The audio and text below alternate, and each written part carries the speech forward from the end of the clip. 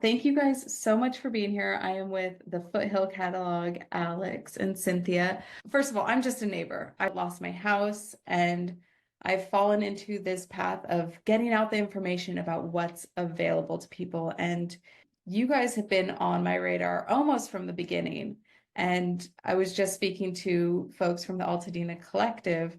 And we were laughing about how everyone just had landing pages up. We all just had landing pages. And so you go to these landing pages and you'd be like, great, people are doing stuff. But you're like, I don't know what they're doing. They're doing something, and of course, I think we're all working at a breakneck speed to get the information out there while still operating our own lives, running our own lives, and working our jobs and parenting our kids and surviving at all. So I'd love it if you take a moment and just tell me about the Foothill Catalog, who you are, how you got started, and what the vision is. Yeah, I can start. My name's Cynthia. I am a local architect, and this is Alex. I'm Alex. I'm also an architect. We're both based here in Pasadena. We've been here in our home on Montana Street, about a half block south of the Altadena border for about 4 years now, 4 or 5 years. hmm I guess a really short background on where this all kind of began. We were, in that group of people that were evacuated. I came home on Tuesday, and just like saw the mountain on fire, and it was just, so surreal. You just trying to pack what you can and went over and spent the next 4 nights at a friend's place in the valley. But on Wednesday, we were watching live TV, I think like everyone else was, and kind of seeing, our community just going up in flames on live TV, and it was just, so devastating. There was actually a point where the reporter was on Montana Street, and so we had no idea that day. I was kind of like mentally prepared for the worst, and long story short, we were very lucky that our immediate block was ended up being spared, but we kind of came back to was our community, our neighbors, when we stepped back and realized the scale of the destruction, especially us being architects. We started to think about, all the people who might not have the resources or the, emotional bandwidth or the knowledge to pursue the rebuild effort in a more traditional way. And how, and given the scale of this, how like just needs to be multiple solutions, right, to meet a range of needs. And so how can we, as architects, kind of develop a mechanism to try to help as many people as possible, especially the ones, again, who might not be able to kind of take that path, that more traditional path for, a range of reasons. Yeah, and I think our focus really, I mean, to that point is being members of this community, knowing why it's so special. And it comes down to the people that represent the place. Altadena has historically been uniquely diverse, from, really well-known stories of different ethnicities, backgrounds, professionals, people that still, built this place and still represented here today. So we knew immediately when all this happened, the need for rebuilding and the scale of rebuilding is incredible and really unprecedented. Like we realized as architects, inherently there's going to be huge gaps of what is going to need to be filled from a financial standpoint of what was covered and what it takes to actually rebuild that same structure, from a knowledge standpoint of how complicated and complex the building process is. And even as architects, we know all these players in the industry and in that process. For even a simple, single family home, it's incredibly complex and costly and takes so much time. And we needed to find a way for people not to be priced out or sorted out and have that ability to rebuild taken away from a lot of people. And if people don't have a choice or an option that's viable for them or that's attainable for them, they might not have no choice but to leave this community that their families have called home for generations, right?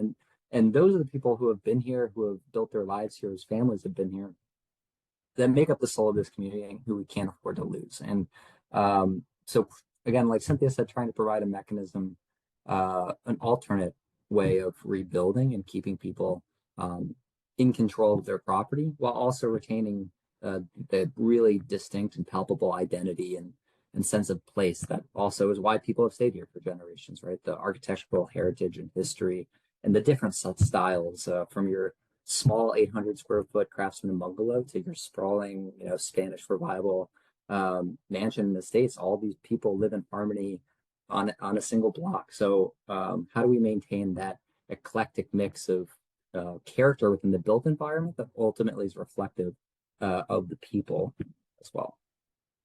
Yeah, I And mean, I so, think that's brilliant. I think that that's, one of the things we were just talking about is it's so hard to articulate how special Altadena is and why it's so special. And I think you did a really eloquent job of that, and I think that our biggest threat is losing these multi-generational families, folks who maybe feel like I'm now renting for how much when the last time I rented it was what? And I think that it's really common for people to feel like these outrageous prices are price gouging when those of us who rented in the last decade know that this is kind of what it's been. And so I think, we have a lot of lots for sale, and there's things that my thought process is like, thinking outside the box. Like, would they be willing to offer seller financing? Well, someone could give a big chunk up front, and then, what does this property cost for you to hold? How can we make it so that that's not a deficit for you? So you're not in the negative every month as you're figuring out all of this other stuff. Um, and yeah, I think that's one of the really beautiful things about this community is there's so many people trying to think outside the box. I want to circle back to Foothill Catalog and, that first meeting that you told me about, the architects and how did that happen and where did you guys spring up with this idea? Yeah, so, taking everything that we just kind of said earlier as the base of like, this is kind of the what we're faced with now, this is what's at risk. It's the people and the place, right? And so how do we retain those two things? And what we kind of thought of very, very early on was that the catalog model, and this model, the style of building is not new. It's actually how a lot of middle class America was built out throughout the country, including here in Los Angeles. People in the early 1900s would purchase homes out of these catalogs. And it was really successful because it was simple. It was easy for people to understand. You could kind of, you could pick a house, and it was obviously back then very different. Just the pieces would just show up at your front door, and someone would build it. And it's not so simple now, but taking that ethos of the catalog and trying to modernize it because we felt like it really checked a lot of boxes. Based on everything we just talked about in terms of what was at risk and what the solutions might be. We need something that's simple. We need something that's streamlined, something that's transparent, right? People know it's not going to be custom, but for some people, that's okay. They'll take the streamlined and more affordable solution, even if it means it's not custom, but and predictable too, right? Including some price estimates for what each design might cost to build. And so the catalog model really is able to check all those boxes, kind of from the streamlined perspective, but also from variety. So one of the things Alex just mentioned is, the eclectic nature of the architecture that is here. And one of the things that we, personally as architects love about this area is all the different styles that you see, right? There's so much character in our built environment. And I think, our worry, and I think a lot of people's worry as well is, if people aren't able to, stay in this community, who's going to buy those lots and what are they going to build? Or if someone feels like they can't afford to, build one way, is it, the prefab modular option, which not to say those are bad, but, it's about providing variety. And the catalog model is able to do that, I think, very well. So people are still able to have a choice as to, what type of style of home they'd like. And, that way, what we envision is that, we'll be able to build back to that kind of eclectic nature that we all love. Right. And I think, for a lot of people, nowadays we think catalog and we think, oh, J.C. Penney's or like Toomey, and we think these like low quality things, but these houses were these solid craftsman houses, these beautifully well done houses. And I think, hearing what you guys are doing, it's like reviving that idea. Hmm. Like we Yeah. don't just give people the slap together ADU or the like, she shed from Home Depot. It's like Yeah. how can Yeah. we actually give you something that's inspiring? And as I've talked to architects, of course, the the natural path is to go, well, I want this and I want that and I want this. And very quickly you realize like, oh yeah, the house I have, I didn't do that with. I didn't pick and Right. choose, the bathroom specifically in these locations and, all of these sort of things. And so it's being a little bit more open-minded, partially due to budget, mostly due to budget, because you're like, I am not somebody who can afford a completely custom, down to the, XYZ layers. And so I think that that's really brilliant. And I think that concept of price estimates, knowing that we are, headed into a world of tariffs and whatnot, it's like there are a lot of variables, but being able to just give people a rough estimate of what it is, as we're seeing on these neighborhood groups, $1,000 a square foot, and everyone's panicking. And I think that that's sort of the real blessing of this model, is it's a way to give everyone some sense of stability and some sense of reality with people who are experienced. You had mentioned early on that there was this meeting of 900 architects, and from that sprung this idea of the Foothill Catalog, and from that sprung this meeting of 200 plus architects who are willing to donate designs, and the thing that I've mentioned in one of my previous videos is that you guys were like, we would donate some designs, like maybe there's other people that would.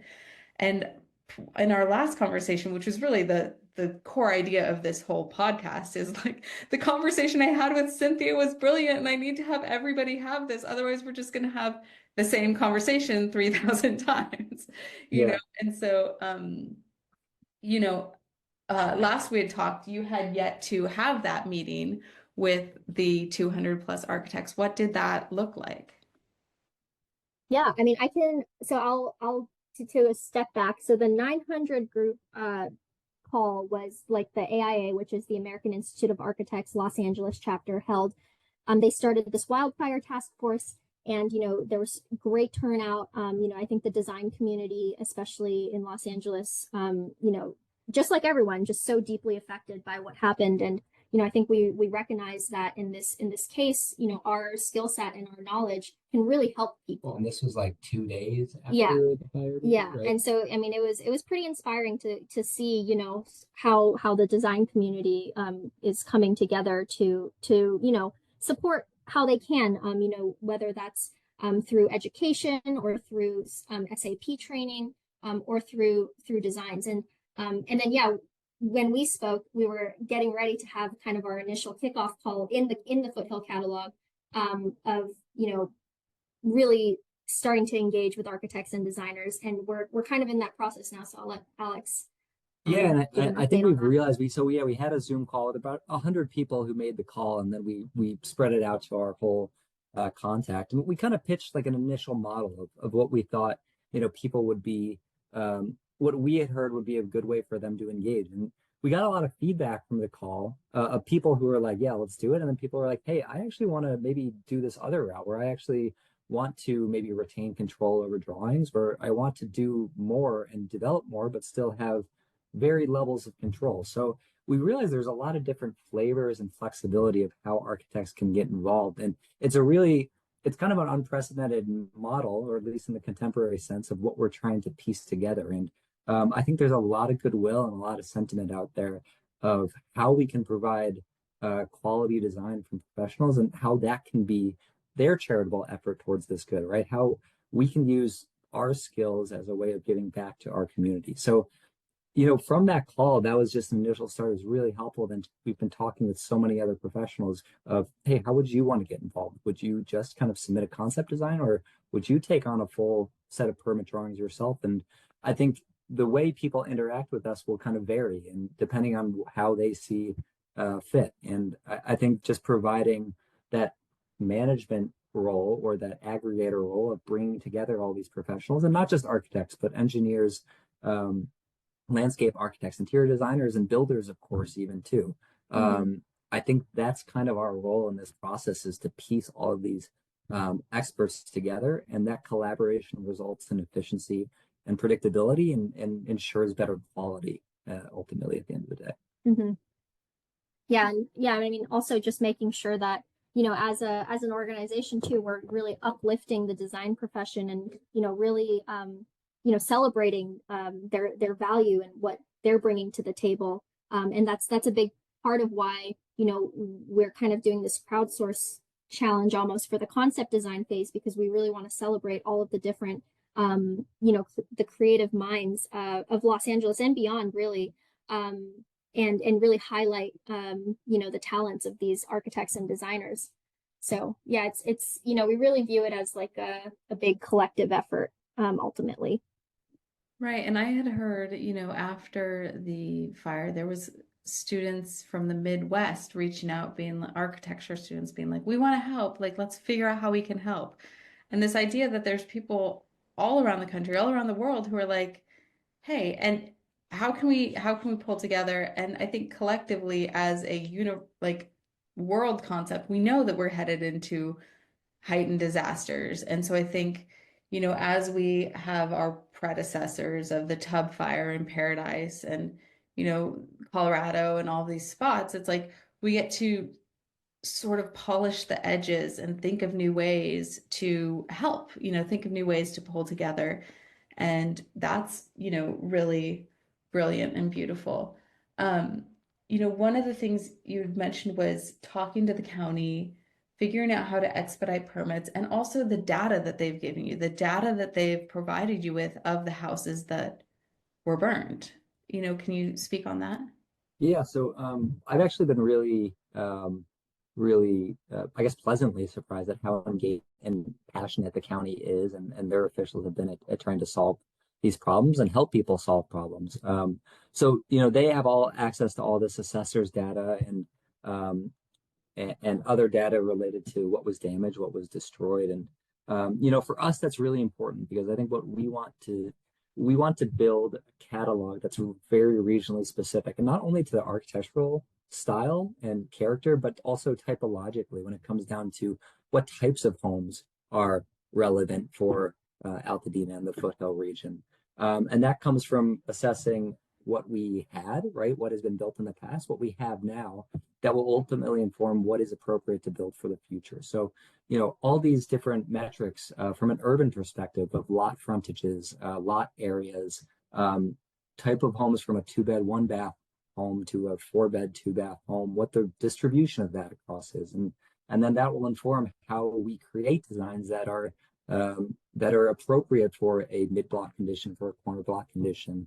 What kind of slope are we seeing in different neighborhoods, and how is that reflecting and correspondent to different architectural styles? So there's all this, intelligence that can be built up through data, right? And through actually studying what we lost and what we had, that goes beyond just whether it's a craftsman home or whether it's a Spanish home or a mid-century modern home. So the county has been great partners with that, in sharing that data and informing us on that end. And then, we're trying to create a system of permitting that's not only expedited, but that's kind of new as well, of pre-approving plans without a lot in place. I think if you go through the traditional permitting process in any jurisdiction, the first thing they look for is an address in your site plan. And so how do you get through that permitting process as far as possible without a lot in place, where you can publish a plan in a catalog, and have it already have a head start through the permitting process? And once a home is selected by a property owner, or and a lot is assigned to it, how can we expedite that process so there's as few obstacles to actually getting shovels in the ground and a home built as possible? And so we've been working, I've been having weekly calls with the county over the past couple months to develop this process, and they've been amazing partners, and their officials and directors have been really great and engaged. And so, yeah, that's been a great partnership for us, and we're hoping to kind of put forth more details about what that process functionally looks like, that not only the Foothill Catalog can take advantage of, but that all architects and builders can utilize to really as another option to expedite the rebuilding process. Mhm.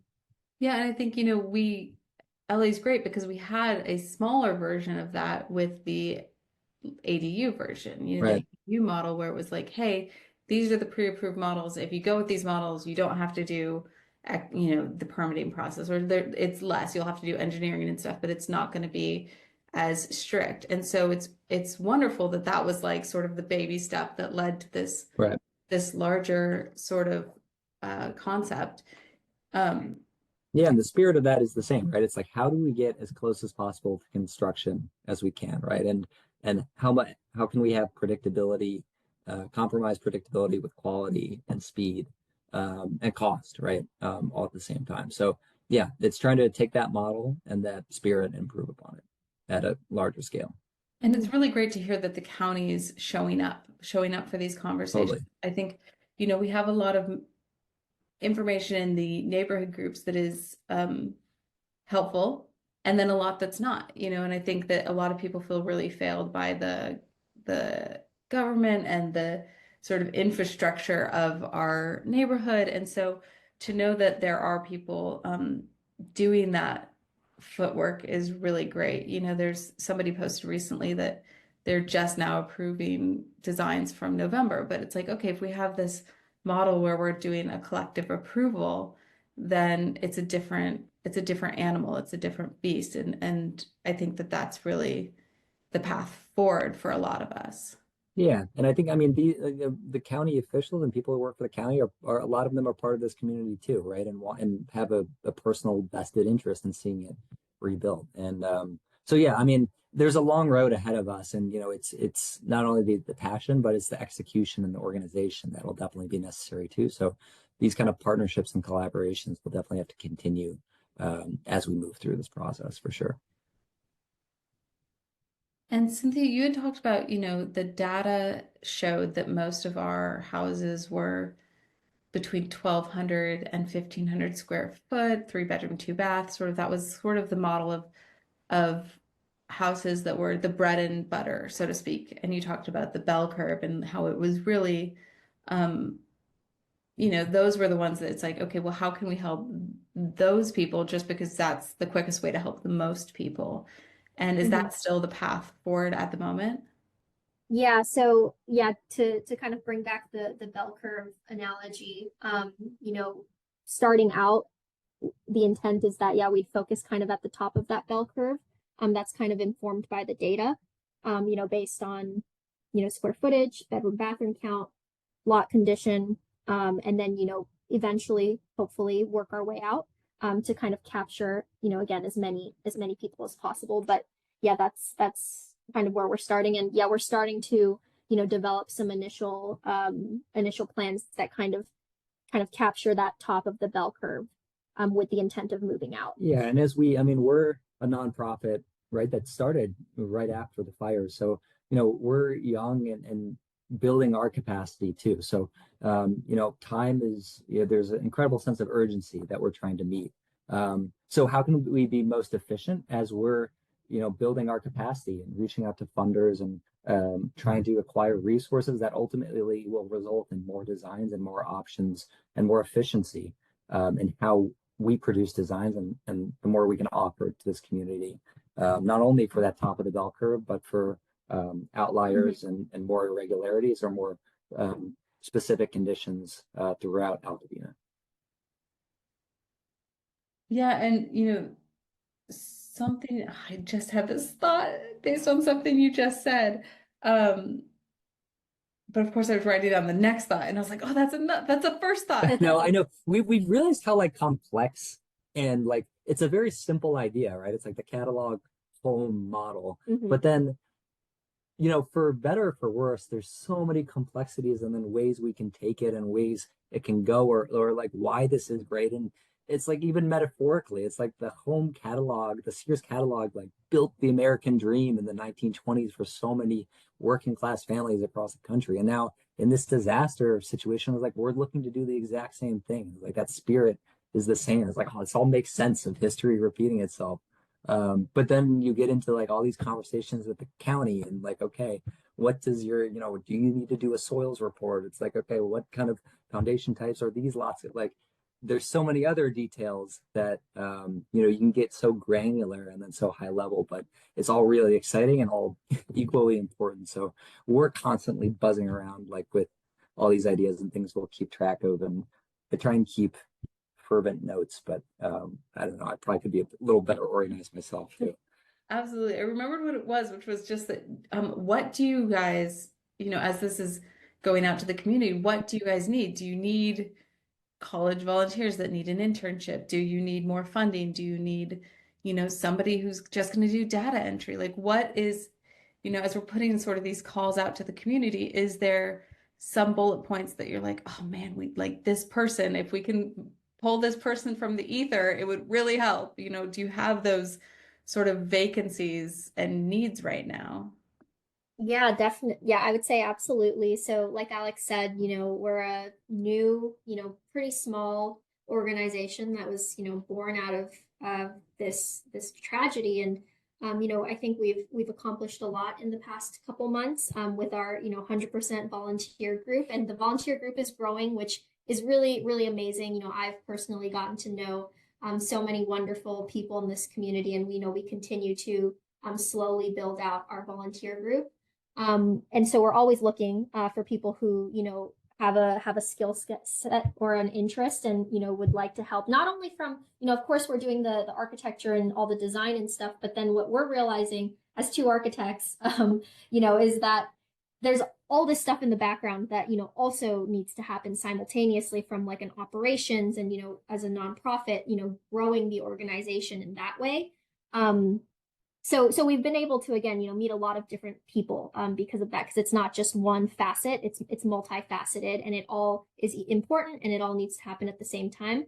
That being said, to really really scale this and make an impact at the scale that we'd like to, it's going to require a robust organization with full-time staff. And so funding is also a big piece of what we've been doing kind of in the background as well. We somewhat recently, a couple weeks ago now, have a fiscal sponsorship agreement with community partners, which is huge because we are the Foothill Catalog from the very very beginning has always been a nonprofit, a registered nonprofit, but the 501c3 status, which is like a it's a non-starter for a lot of the you have to have that to qualify for a lot of the grants and funding that's out there, is an IRS, application that takes a really long time, typically, 6+ months, probably more now.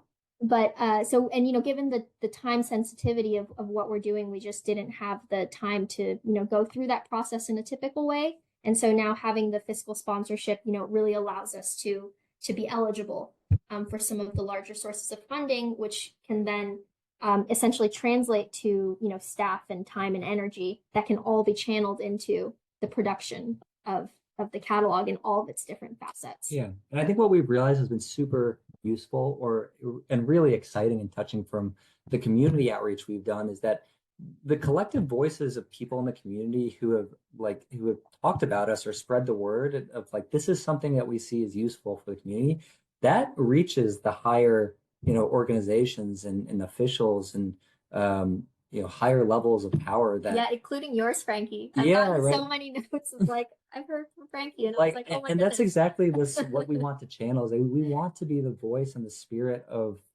the community and the people on the ground who need this resource. So that's how we got in touch with LA County, is because they heard from people that this is a resource they want to develop.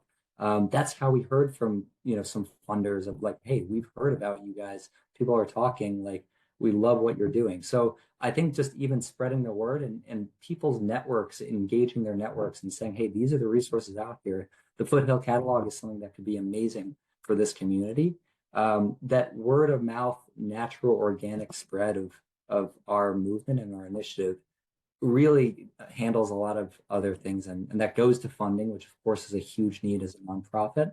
And then also, we're putting calls out to designers and building professionals too of let us know what you're willing to contribute or what you can contribute and how you see your role in this collective effort. And we'll find a way to piece you in a way that you see fit, and in a way that is also like celebrating your skills and the talents of these industries to really show the value of what an architect can provide to an effort like this, show what engineers can do, what builders can do.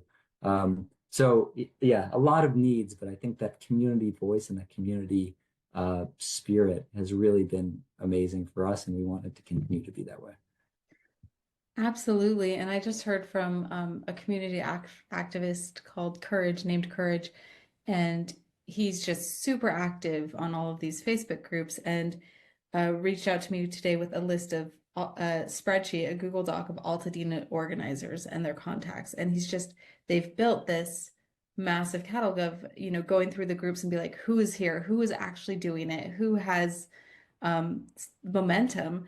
And then also they put out a Altadena community recovery calendar. So we can start mapping these events because there are people, there's an event this Saturday, there's one on Wednesday, there's The some events on are crazy. It's like Thursday. And yeah, yeah, and I mean we were talking about this vision I had of like, okay, a convention where I'm like, you guys, I want you to come speak, because yeah. there is this huge interest in having like a trade show aspect and a kids room that's maybe ran by art therapists where all of our, kids can go get some healing or some, games and just a lightheartedness, and parents can drop them off in a safe nature. And then maybe we have like a local market for the businesses that lost their brick and mortar, and they can have, Yeah. bring in some food, bring in some, items to sell, bring in artists who, we're all rebuilding our art collections, and No, yeah, have this Mhm. all in one place. And I mean, Frankie, how are you guys managing, and like, I mean, losing your home and then, having, is there burnout, right? Of like going event to event to event and like knowledge overload. You know, like I think putting everything in one place and providing education and resources is so important, but then also giving people time to breathe and like, settle and collect their thoughts is also really important too. absolutely. And I've mentioned before, but I feel like we have the best version of a bad situation. We had a friend who had a house and was like, come up here, move into this house. It's an Eichler, so it's like not, it's gorgeous. Ah. It's also a glass house, and I feel like we're a little bit more of like a padded cell family than a glass house family, just like kids running around in chaos. So there's Yeah. not certainly relaxed as the concrete floors, like the socks always slip on the concrete, heads are hitting, and you're like, la, so there's a little bit of a learning curve, but we're in Marin County, and my sister's here, and my kids have been able to start going to school with my niece, and the school is like they start with like sound bowls and stretching. Oh, perfect. Yeah. You're like, okay, there's, this is the best version of the bad situation, which is Mhm. that we're not in it. We don't have to live near the burn scar. I'm not being magnetically pulled to our pile of rubble to look for, old jewelry and bits and bobs. And that's like, I think that's a huge amount of why I've been able to think outside the box and Mm, function in this way, beyond what I think maybe some people who are just in it every day. totally. But Yeah. there's people living inside the burn scar, and that's a different dilemma. There's people who are, living nearby or with family, and they're suddenly, don't have any privacy, and all of these things sort of magnify people's effect and ability. Hi, Oscar. I need a thank you. I need a little bit of it's a hot dog. Thank you. I love you. Um, Oh, well, you have a I hot thought dog waiter too. That's amazing. I thought the dog had pushed through one of the screen doors. I was like, what is that noise? I will ignore it. Um, yeah, but there's this idea of like, okay, how can we expand? And we're lucky because we're not in it every day. Mhm. I think the most stress I had was when 2 weeks after the fire, a friend had said, her dad was on our street, and she said, I'm willing to host a dinner party for your street. And I took that very literally and started pinning the neighbors' houses and getting on the MLS and looking who owned them, and then Googling their name, Mm. Googling their phone number, and calling them and being like, I hope this isn't creepy. And most people were just so happy to connect with another neighbor, even if Yeah. Mhm. it's like we'd seen each other, not known each other's names, and Mhm. this sort of that was a little stressful just because I had like a time constraint. I was like, Right. I've got to get this done, and I'm really, I felt like I was invading people's privacy at this really kind of creepy level. And so all of that But was, stalking for a good cause though. It's yeah, yeah, exactly. Stalking for community. Um, right, right. yeah. And so that was sort of the most stress I felt about it. I think also to say, day one, an older friend of mine, this, sort of wise crone woman who I love, called me and was like, get this public adjuster. And she's from the Sonoma County area. So she's seen, 3 fires in the recent years. And I just jumped and did it, and it's 10% of I think you can negotiate it, but it was 10% of the whatever we got paid out. And we've now been paid all our insurance money. And I know there's people who haven't even had a single check yet, and so that also Mhm. is this relief of, wow, because I'm not sitting there going through my possession lists obsessively Right. trying to catalog Hmm. these Yeah. books I had and these toys and just like that. It was that decision of being like, is this really worth 10%? But just trusting that this older woman who's had my best interest in heart for years, like knew what she was talking about. So I think that also really helped because I think a lot of people are still stuck in that, like, is my insurance company even going to give me all of the money, And because we had somebody else fighting for us, they did. They were just like, fine, Yeah. whatever. Yeah, just leave us. Right, right. So that Yeah, helped. you don't have to go through that whole like roadmap and start getting to all these forks in the road and like having to make those, right? It's like that's easy, right? It's and you get peace of mind out of that, which is incredibly valuable. Yeah, and I think, I mean, that kind of ties back to like what we're trying to do, but more on like the architecture side of things is, you know, you're now expected to be an expert in all of these different things, right? Insurance and, you know, resiliency and the permitting process and your soil and there's so many things. And so through the catalog model, really trying to take, at least some of that onus off of the homeowner's shoulders and to just, of course, again, it's not custom, but that's kind of like your 10% in your metaphor. But you're getting that peace of mind. It's well designed. And almost like a, you know, it's that assurance, right? Of Yeah, you and know, if we can meet 90% of yeah. someone's needs with a non-custom but attainable and beautiful and quality solution, I think a lot of people will jump at that chance. And again, it's just another one of the options of all these different options that are going to be out there for people that want to rebuild back their lives in Altadena.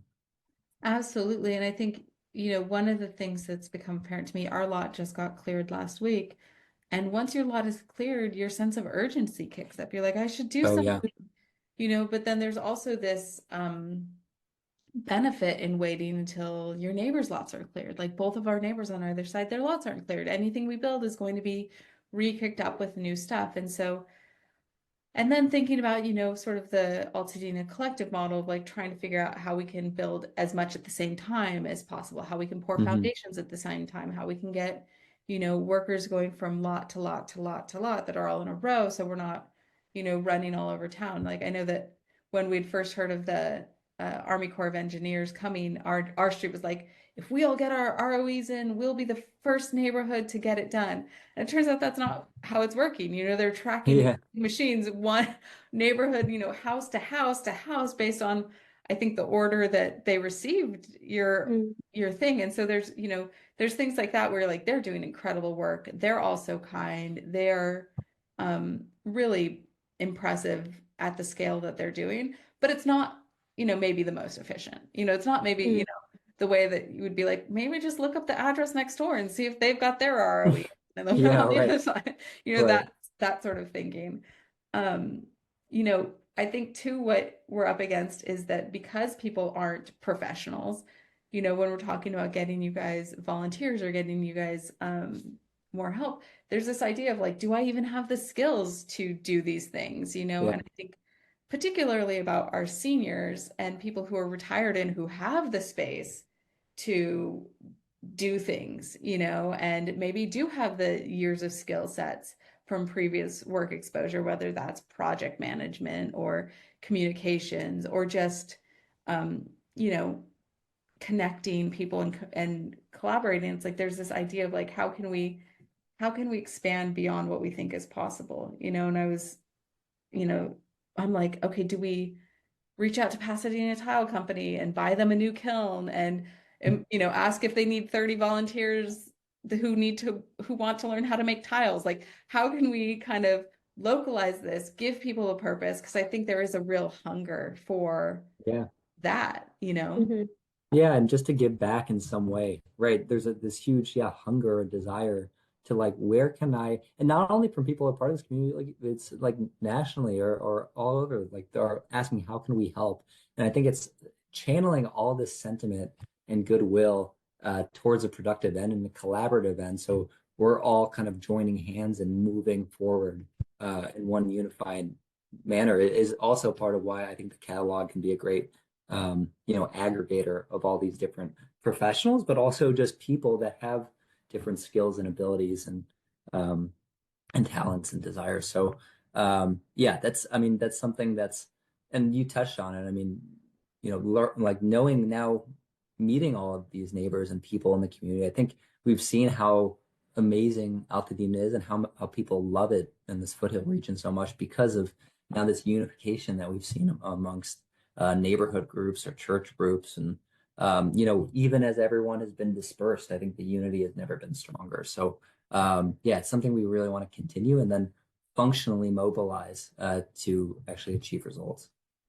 Absolutely. And I know you're called the Foothill Catalog. Have people from the Palisades reached out to you as well? Is there sort of, I'm sure that it's interesting because what you're doing is a model that could be replicated, or you just, you know, send it over. And it's like we're looking at this world where we're going to continue having natural disasters, and maybe Altadena's not going to burn for another 20 or 40 years, hopefully more. Or longer. Yeah, yeah. It's like, well, that's kind of Hopefully soon. Yeah. forever, ever and ever Yeah, again. right. I'll say forever. Yeah.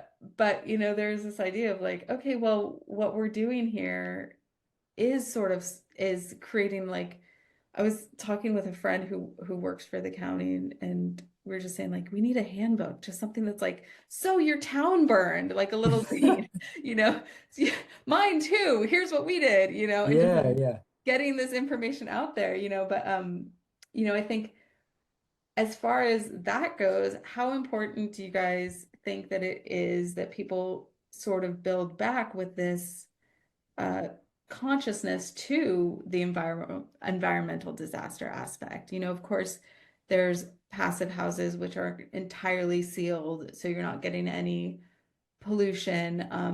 Of course, from a conversation I've heard with them, they have, you know, you really have to monitor the moisture in the air because you have this airtight thing. So your body sweat and your shower and your, you know, cooking can all create this moisture, which exposes you to mold, which isn't something that historically has been a major problem in most of Southern California with our heat, you know? And so it's like all of these things get considered. And of course, there's new regulations with sprinklers, and I'm not sure if solar panels are part of that regulation, but trying to think like like how important is it and what are architects' perspective on that? Yeah, I'll answer the first question about the Palisades, and then you can take the kind of resiliency and sustainability piece. Well, how about I take that? And you take sustainability. Okay. The harder one. Right? No, I mean, well, it's all kind of related, right? I think I mean, to your point on like where this goes. I mean, we've had conversations with FEMA.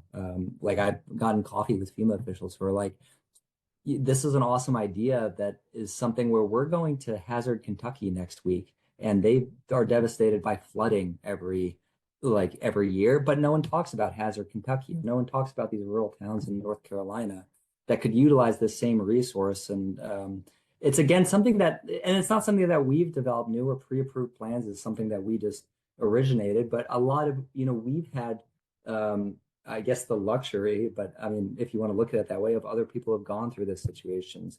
In Lahaina, right in Maui, I mean, we had initial conversations with those groups early on, or up in Santa Rosa and the Tubbs fires and all these, you know, California has a lot of history of wildfires and a lot of wildfire survivors and lessons learned. So it's definitely something that people have brought up to us as like, hey, this can go beyond just Altadena and beyond just the Palisades, and something that you can build this institutional knowledge of how to recover quickly after a wildfire.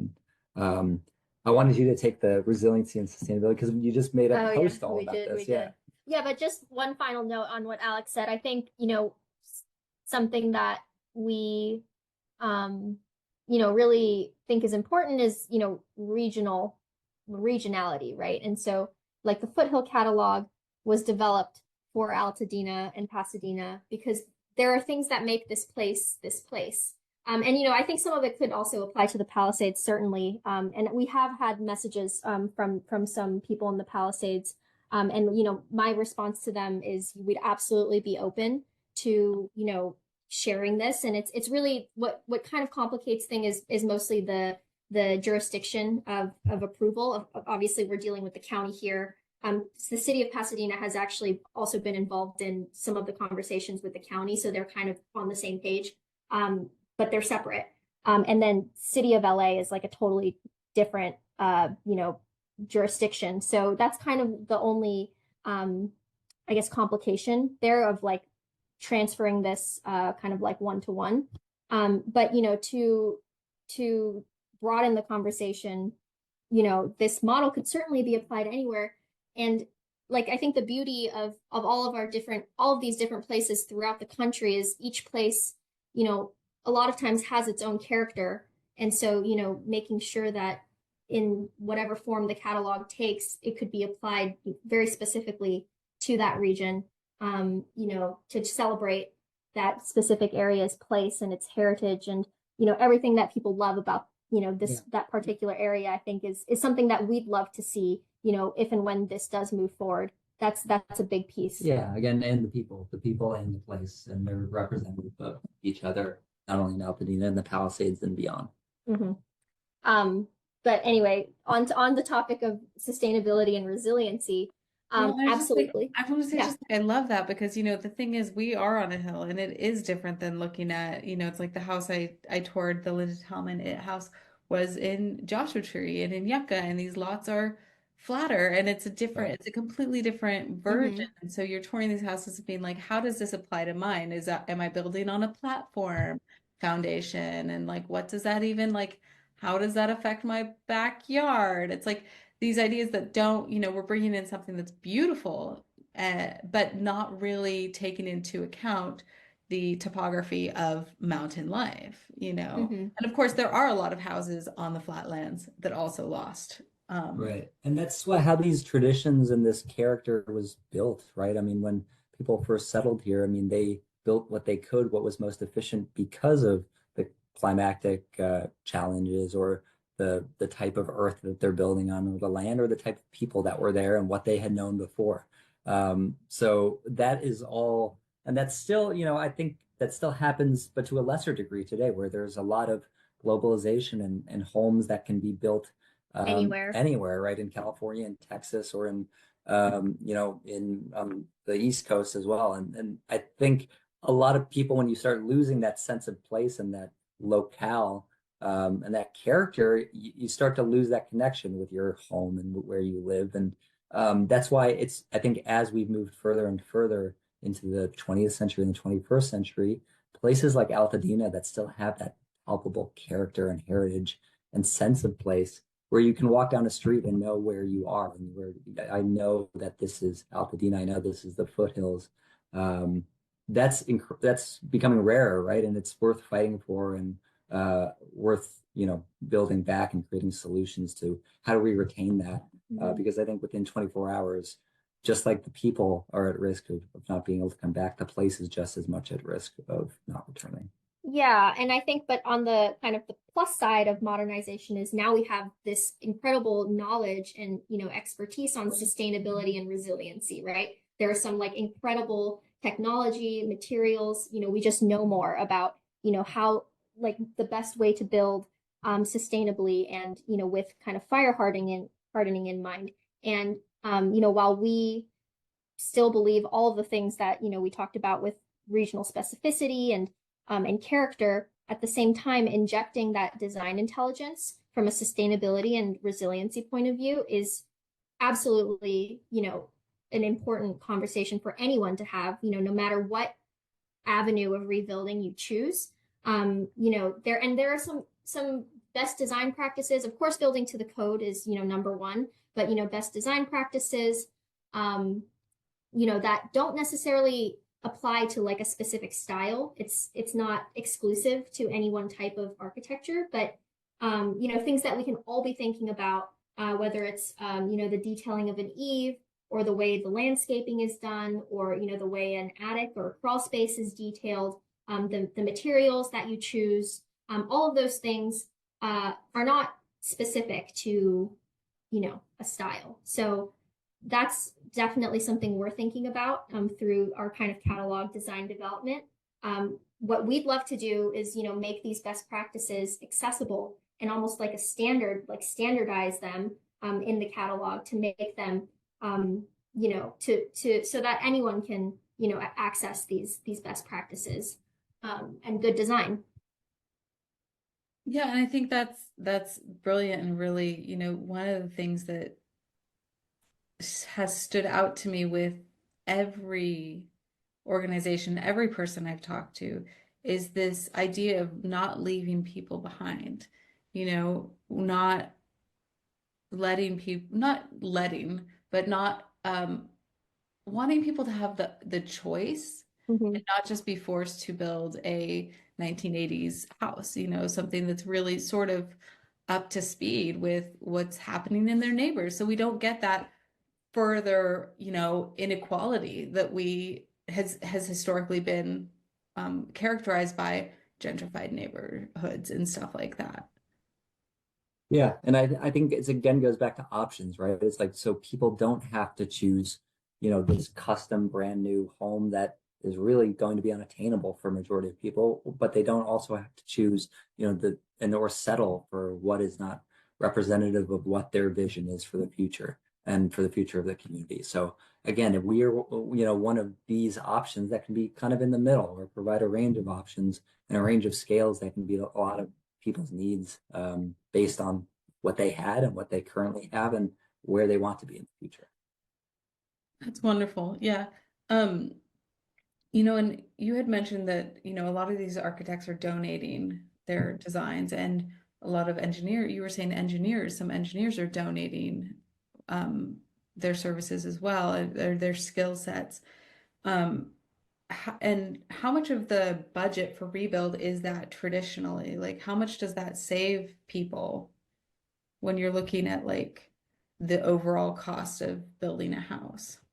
Yeah, so it ranges. I mean, I think it's less even, and you'll talk about like the soft costs and the construction costs, right? Of like the construction cost is just what it takes to build labor and materials and just building a house. But the soft costs are a small portion of that. I would say ranging anywhere from 10 to 20% of like design services when it's all tallied up. And of course, there's even a wider range depending on what type you're building. But, it's not almost even a donation of services that's going to be provide the um, provide the impact because I think a lot of people are willing to contribute at different levels and it takes resources to have that quality here. So what we're trying to do is take the burden of providing that not only from a knowledge perspective off of the shoulders of the homeowner and provide it through a charitable mechanism. So whether someone is willing to donate a concept plan but then wants to take on more or wants to contribute more,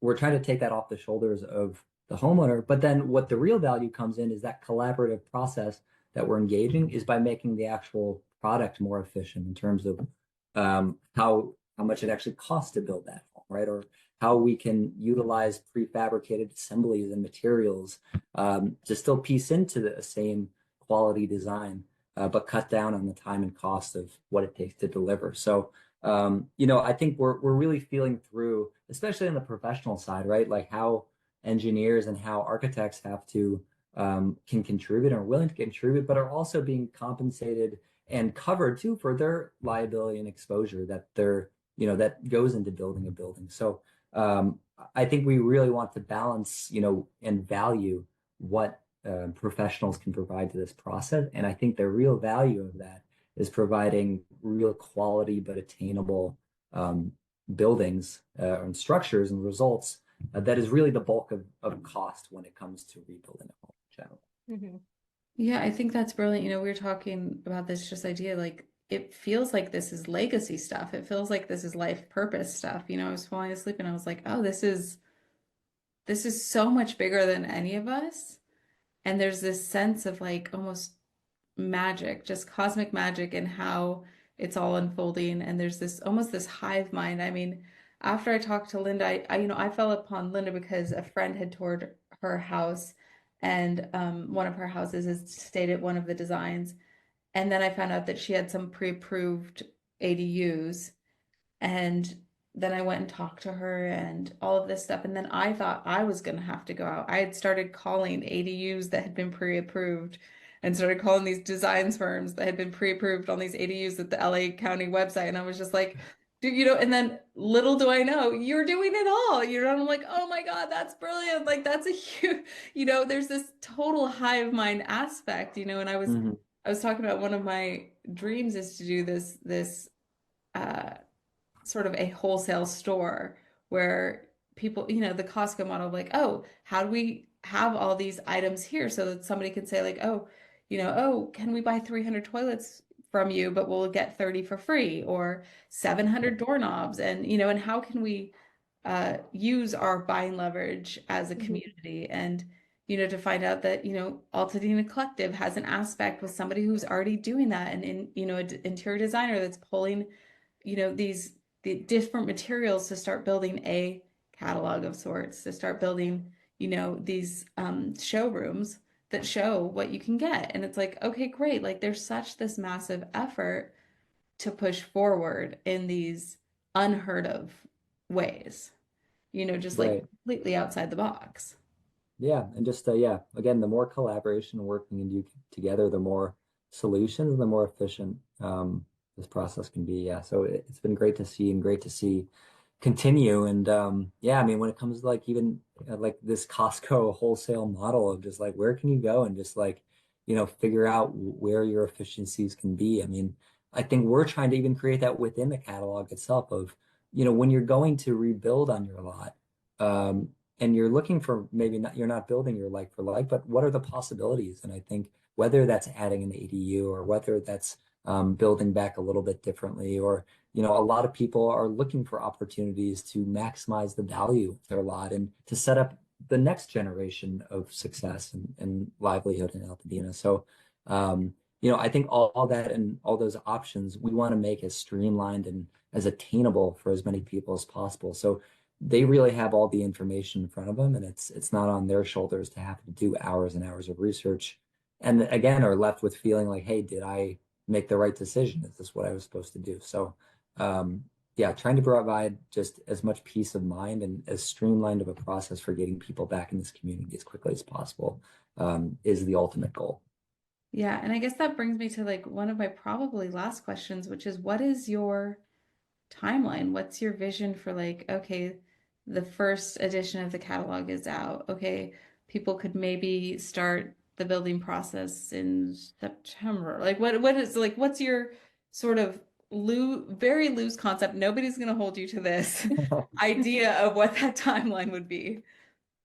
Yeah, I mean, so I mean, we're trying to pencil out exactly like what our savings and time would be, and I think we can trim a lot of that just from like what it takes to go through the design process of a home, what it takes to go through the permit process, and then how efficient we can make the buildings to have them be erected and built quicker as well. So I think right now our capacity is limited as we're just starting out, and we're trying to develop a few homes.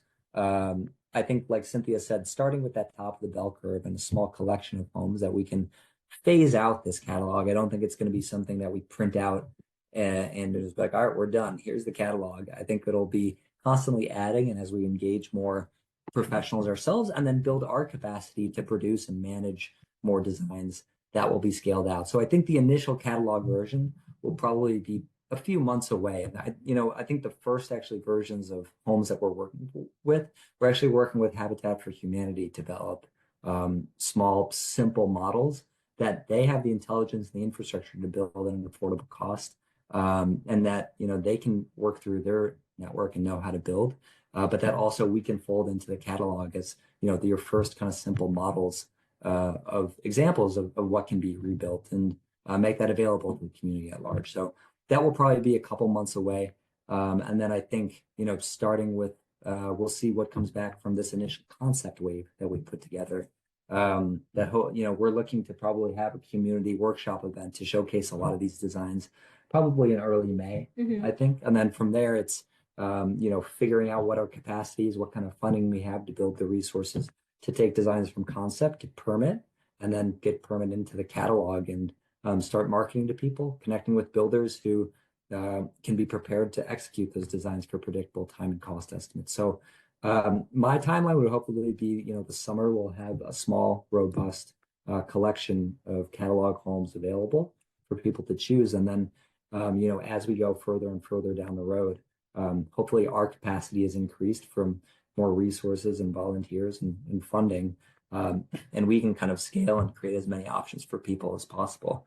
And yeah, defining those timelines of, okay, how quickly can we design? How quickly can we permit? And how quickly can we build while still maintaining that level of quality? Right? Yeah, I think that's important to just, when we're talking about timeline, always making sure that quality is, because there are fast solutions, right? They're already out there. But what we're trying to do here is, first of all, leverage the design community and the creativity that's out there, but also make sure that this is a quality product, which does, it takes time good design takes time, but we understand that there's a sense of urgency too. So kind of balancing those two things. And getting not only the concept designs, which is kind of like the imagery that we all see, but behind the concept design is this very robust set of construction documents that are required for permit.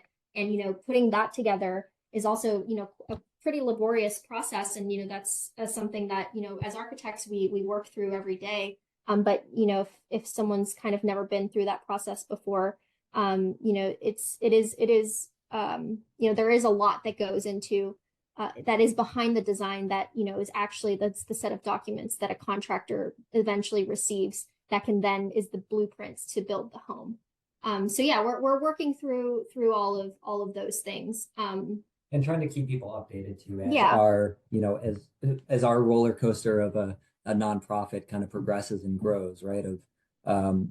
I think if people want to get in touch with us, going through our website and getting on our mailing list, Cynthia and the rest of our team tries to send out weekly newsletters or daily updates, even through Instagram and social media, of kind of where we're at, where their checkpoints are, our progress and certain designs that we're receiving, and just keeping people up to date, because I think people are looking for options and decisions and choices, and we know will be options for some people, but being transparent about the process and maintaining that quality that we're really committed to, emphasizing that as well.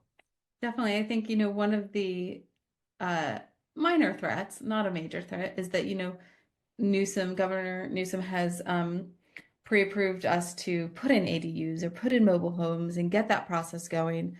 But of course, I think what some people don't realize is some of these houses will deteriorate more like a mobile home than an actual home, depending upon the materials that are used. So there is this idea of like, let's build quick, let's get something in here for $5,000 or whatnot. And I think wanting to emphasize like, yes, but know that you might be replacing it in 10 years or 5 years. Know that it might not be waterproof come, winter season. All of these sort of things I think are aspects to consider, because again, it's a whole thing of wanting to not have people spend money that they can't spend to end up re-spending money that they can't spend, and any of us who grew up below the poverty line saw that, you're constantly just buying overpriced things one at a time because that's all you can afford, versus a larger sort of like, okay, I'm going to make an investment in this thing so that I don't have to replace this thing.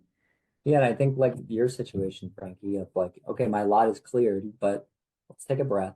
Let's assess all our options. Let's see kind of what's out there and what makes the most sense for us for the future. So I think it's yeah, balancing the sense of urgency with also a mind towards the long term. It's like, let's do this once and let's do it right. Absolutely. And as far as you guys presenting in May, I've mentioned that, this idea of this convention. I think you guys did great with branding, first of all, because you're the only thing that anybody can actually remember. That's You know, that's we Cynthia's have our brand manager of sorts, I guess. because it's like we have Altadena Collective and Altadena Coalition and All Together and Altadena Strong and and it's just on and on and on, which is wonderful. But in this idea of creating a convention, I was like, how do I not just become another like Altadena Yeah, and so right. creating this idea of like I'm calling it like the Altadena Future Fair and trying to get like this idea of like, okay, how can we get everyone together, all of these brilliant minds, all of these neighborhoods and communities, and how can we get us together in a central location so that we can see what's available? And I think the conversation with you is so important because there is this sense of urgency. And I want people to know that there are people doing the footwork, and we are 3 months out, but there are people who are doing work that would normally be years, and they're Totally. condensing it into these just rapid pace process to try to get this information and resources available to them as quickly as. Yeah, and I think as we said before, I mean, we started so quickly for that exact reason. It's like we need people to have hope that there will be resources out there for them, right? So in this situation, I think it's going to be very easy for people to start to feel hopeless. And that's why, we really dumped everything we had into trying to build this organization as quickly as we could to the point where we could, even though we don't have our catalog published yet, we can give hope to people that there will be a resource, an alternate resource and alternate options. So the situation isn't hopeless, and I think we've really received a lot of optimism and great feedback for that. So that was our goal of trying to give hope at the beginning, especially. That's incredible. And I really, yeah, I just appreciate you guys taking the time. I appreciate you being available to have Yeah, another of the same conversation. No, Be not at like, oh, this all. was brilliant. How can we redo this and get this information out? Um, yeah, and yeah, I just am really, really grateful for you guys. So Yeah, no, you as well, Frankie. I mean,